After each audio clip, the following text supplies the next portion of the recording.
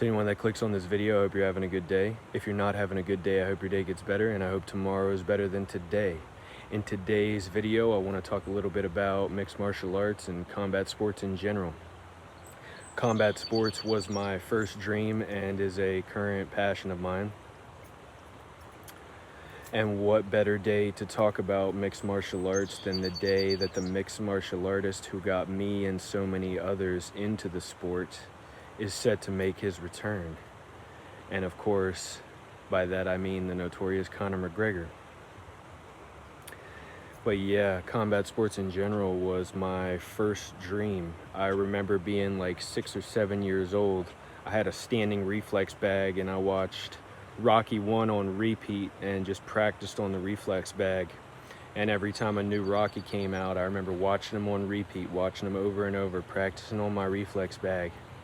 And then eventually it transformed from boxing into mixed martial arts. Whenever Conor McGregor was on the rise, he's a lefty, I'm a lefty. And his fighting style was just so fun to watch.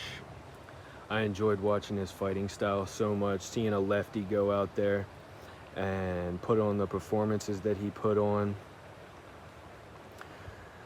And I mean, he was mainly a boxer, right? He had a karate stance and he threw a lot of kicks, but I feel like the flashy kicks were more of a distraction and more to close distance.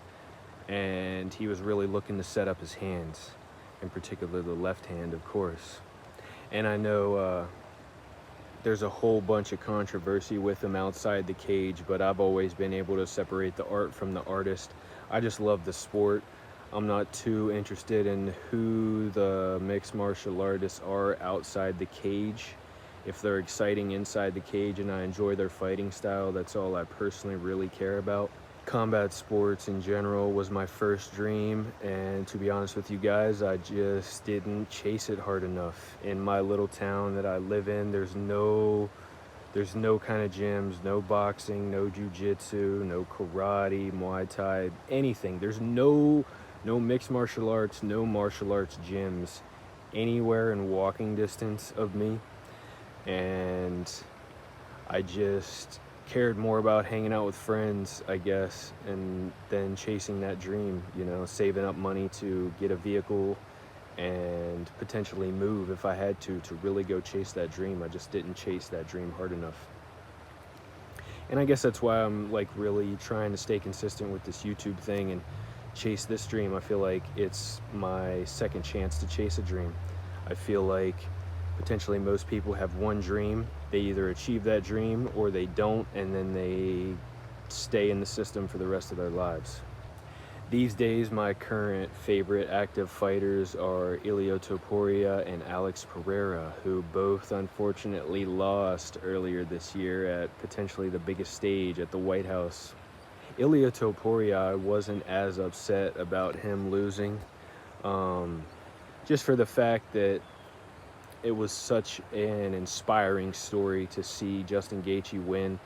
He's had multiple title shots and come up short, and then to come to the White House and beat an undefeated monster in Ilia, who's knocking out all these legends. Nobody thinks that Gaethje has any chance at all. And at the White House of all places, he takes Ilia out and wins the belt for the first time. So I wasn't too upset. And then with Alex Pereira, I kind of had mixed feelings about it. It was upsetting that he lost, for sure. But then after the fact, seeing how he was acting after the fight, I wasn't sure how to feel about it, to be honest, because on one hand, back of the head shots can be and are pretty dangerous. It's really dangerous, right? But it was just odd to see Alex Pereira acting like that, right? He's kind of famous at this point for being a very stone-faced, stoic guy. And then after the fight against Cyril Gane, he's acting the way he was, kind of like complaining a little bit and talking about like he's afraid to fight and stuff.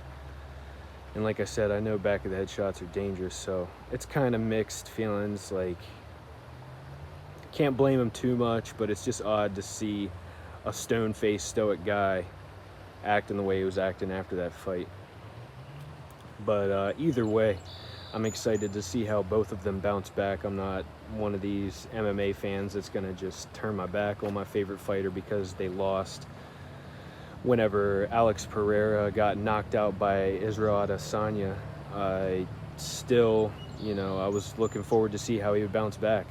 And he did. He bounced back and did some amazing things. So I'm excited to see how he bounces back from that loss. Same with Ilya. I'm excited to see how he bounces back from that loss. Combat sports was my first dream. It started with boxing and watching Rocky, and evolved into mixed martial arts, watching Conor McGregor, and he was my favorite fighter for a while. And the only reason I wouldn't say he's necessarily my favorite fighter now is just because his fighting style just isn't the same anymore. I am a fan of prime Conor McGregor's fighting style. After coming back and fighting Dustin in that second fight, and coming in with that boxing heavy approach, and even in the third fight, he came back kind of with the more karate style stance, came out with that spinning wheel kick, I do believe, right off the bat. He tried to bring the karate style back, but it just wasn't the same. It just wasn't the same.